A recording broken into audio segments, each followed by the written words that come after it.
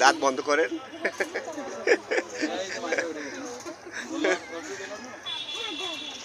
হ্যাঁ, এভাবে বসতে হয়। ভাল লাগে? ভাল লাগছে? হ্যাঁ, ভাল লাগতেছে বাবা?